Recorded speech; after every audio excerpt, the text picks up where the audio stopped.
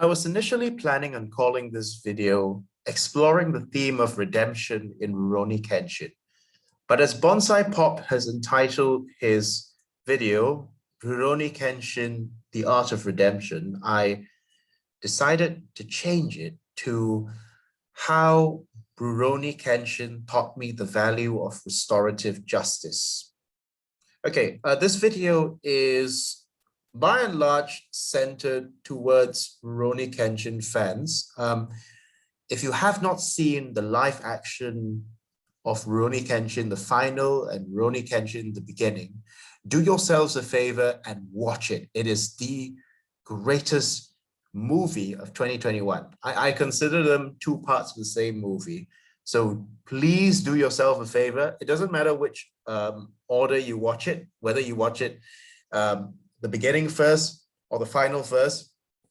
It is an epic two-part series, okay? So please watch it. The greatest live action film probably, which is most faithful to the manga and anime, would be Rurouni Kenshin. Okay. Rurouni Kenshin by Nobuhiro Watsuki is one of the most impactful and well-received manga ever penned in the 20th century. And in my personal opinion, the greatest Japanese anime series in human history. And I do not say this lightly. It is an extremely poignant, life-changing tale that is rich in literary goodness and moral undertones, profoundly philosophical in nature, and every bit as respectable as any piece of classical Western literature, such as Les Miserables or The Phantom of the Opera. It touched me in ways that you cannot imagine, and it is my personal hope that it will touch you as well if you should decide to watch it. As a rather crude oversimplification of the synopsis, Rurouni Kenshin is set during the late 19th century Japan and is about a young man named Himura Kenshin. Recognizable by his red hair and the cross-shaped scar on his face, Kenshin has become one of anime's most endearing characters. A fearsome warrior during the revolution, the Bakumatsu Revolution, who was known infamously as Hitokiri Batosai, or Batosai the Manslayer, Kenshin experiences an extremely painful personal tragedy that causes him to put away his sword toward the end of the war and swear off killing for good. He vows to make the world a better place by using his sword to preserve life, not to take it. Hence, he wields a sakabato, which is basically a reverse-bladed katana on which the sharp side is on the back, in order to make good on that vow.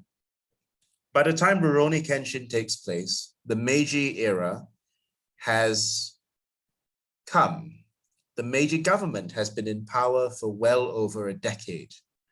The samurai class has been abolished and their right to carry swords taken away as the emperor attempts to modernize and develop his nation to be worthy of being called a part of the so-called civilized world.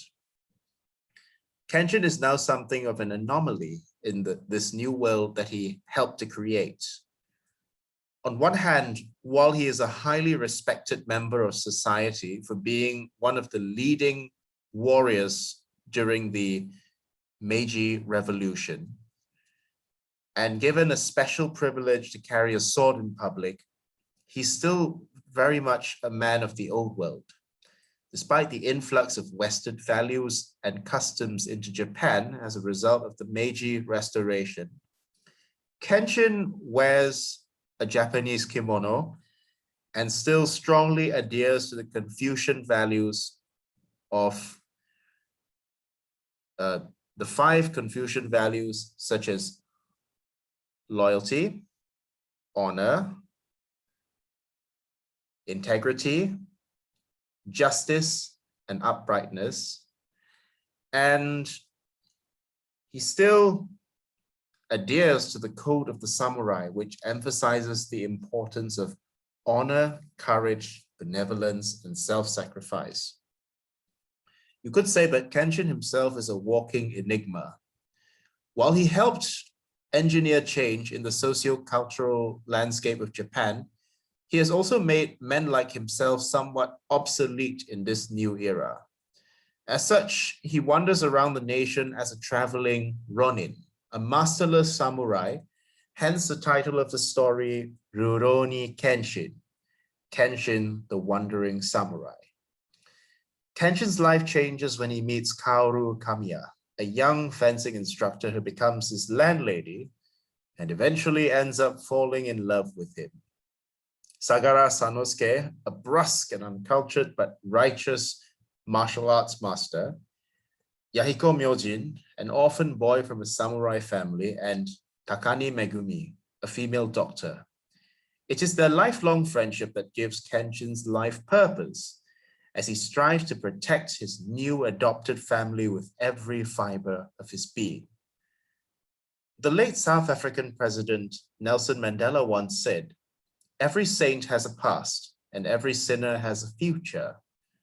Without a doubt, the core tenet of Rurouni Kenshin is redemption or change for the better. Kenshin, who was formerly a brutal killer, can indeed change into a gentle family man, surrounded by good people who influence him in that direction. Kenshin, who knows personally that change is possible, strives to use the power of persuasion rather than force in order to positively impact the lives around him, including his enemies, helping them to see the error in their ways like he did and to become good, wholesome people. When Kenshin encounters Yahiko in episode 2, they don't exactly meet on very friendly terms. And in fact, he ends up getting his pocket picked by Yahiko, who has been forced by circumstances to work for the Yakuza as their pickpocket. But he deliberately lets the boy go, telling him not to lose the fine pride he has. Now, essentially, Yahiko in this scene is Jean Valjean, to anyone who has read Les Miserables, and Kenshin is Bishop Michel, who forgives him for stealing his silverware and gives him a new lease in life. Kenshin allows Yahiko to keep his wallet in the hope that he will use the money to escape poverty and lead a proud and honorable life, which Yahiko, due to his samurai pride, brusquely declines. But Yahiko, reflecting on Kenshin's word, then vows to lead a respectable and upright life. And he is soon rescued from the Yakuza by Kenshin and Kaoru, adopted by them, developing throughout the series into a brave and strong young man with earnest convictions. Picture just how differently Yahiko's life would have turned out had Kenshin just treated him like a common thief. When the villain Raijuta's henchmen attempt to commit suicide after losing to Kenshin, the latter stops them from doing so, telling them that it is easy to die, but it takes true courage to live on and take responsibility for their actions. Instead of killing Katanagari Cho and Kamatari, the henchmen of the arch villain Shishio Makoto, Kenshin and Saito give them jobs as police agents, utilizing their energy as a force for good rather than a force for evil. Sojiro, Shishio's right-hand man who has committed numerous atrocities on his master's behalf, is defeated by Kenshin after a grueling sword fight and has a change of heart from the callous social Darwinist philosophy he was indoctrinated into.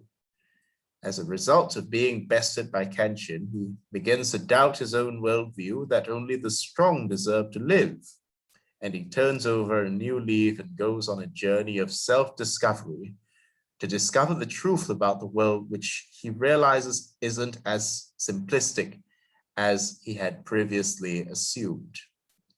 Senkaku, Shishio's representative at Shingetsu Village, who ruled Shingetsu Village with an iron fist, who was previously a ruthless and bloodthirsty dictator, even going so far as to execute a young boy's family in cold blood, has a massive change of heart after being shown mercy by Kenshin, even though he was a horrible man who did not deserve it. even though he was later tracked down and killed by Sojiro as punishment for failing in his duties, we can be certain that he was ready to turn over a new leaf and would have become a decent and honorable man. It is said that the crux of the matter here is that no matter how dark your past, there is always light at the end of the tunnel if you're willing to seek that light out. In most cases, even a heinous villain like Senkaku is very much capable of becoming a virtuous man if he is pointed in the right direction. And true strength comes from having every justification to kill a man, but withholding that urge to kill him. This is basically how restorative justice works, though. People who have made bad decisions or done bad things are not necessarily bad at heart, and everyone deserves a second chance to turn over a new leaf and atone for their misdeeds. As a matter of fact, punitive justice actually absolves them of taking responsibility, since there is no moral obligation to right the wrongs they have committed. Shishio was extrajudicially executed by the Meiji government, his former allies, but he survived the botched execution and ended up an ugly man inside and out, a very angry man with his mind hell-bent on vengeance against the government and a desire to subjugate the world and oppress others. The case against punitive justice could not be any clearer in this case. When wrongdoers go back into society after paying their dues, do you want them to be reintegrated and well-adjusted members of society like Kenshin? Or do you want them to go back into society even angrier and more violent than they were before, like Shishio? Perhaps the second most impactful change of heart in the series next to Kenshin's is that of Shaku Arai, the master swordsmith who created Kenshin's sword, the Sakabato. Shaku spent his lifetime forging deadly weapons of war. He was convinced he was doing the right thing by creating tools for killing, as he believed that war was a necessary evil and that the new world in which war would no longer be necessary could only come through war itself. In his last meeting with Kenshin, when he gave his friend the Sakabato as a parting gift, he even called Kenshin an idealistic, naive fool and was highly doubtful that his philosophy would work out in the end. However, the guilt of all the lives taken with his craft continued to haunt him throughout his lifetime. And though he considered it a necessary evil to contribute to the war effort, it broke his heart to know that he would be leaving behind a legacy of violence and bloodshed. Before Shaku Arai died, he forged one last blade to be donated to a Buddhist Shinto shrine. Later on it is revealed to be another Sakabato with an inscription on the blade telling his heartfelt feelings about his wish for a kinder and gentler world for future generations. Thus, his last blade symbolizes his change of heart in the last years of his life, and it is this blade that redeems him in the eyes of his son, serving as a symbol of peace. Though there was certainly blood on his hands for being responsible for creating weapons of legalized murder, ultimately Shaku is redeemed even in our own eyes as the audience, as he creates a blade that goes contrary to the purpose and philosophy of all his other creations.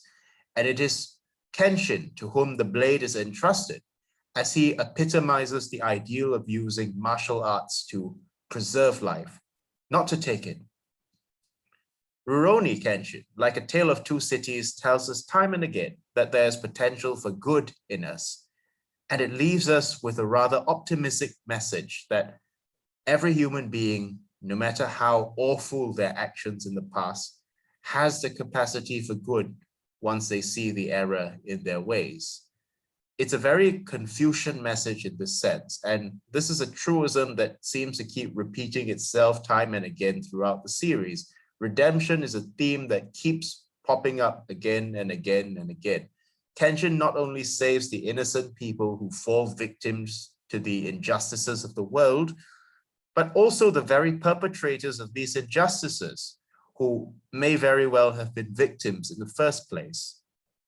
While the Christian parable of loving thy enemy and treating the unkind with kindness is an ever-recurring theme in Rurouni Kenshin, I think it would be erroneous to think of Kenshin as some Christ-like figure. He does not come in and save people from their sins in the manner of the Abrahamic God by sacrificing himself to pay for their misdeeds. Rather, he can more accurately be compared to Gautama Buddha, the ancient Indian prince named Siddhartha, who became one of the world's greatest philosophers, not by chance, but by his own Bildungsroman experiences and the revelations he receives from his own life story. He attains happiness and satisfaction not through using his sword as a tool for taking life, but as a tool for preserving lives. He touches the lives of those he meets by setting an example of moral standards, not by forcing these moral standards on others like a dictator. Ultimately, however, the greatest message ever expressed in Rurouni Kenshin, it seems, is that we ourselves must be the catalyst that is required for this change to take place. And we ourselves, like Kenshin, are responsible for our own salvation.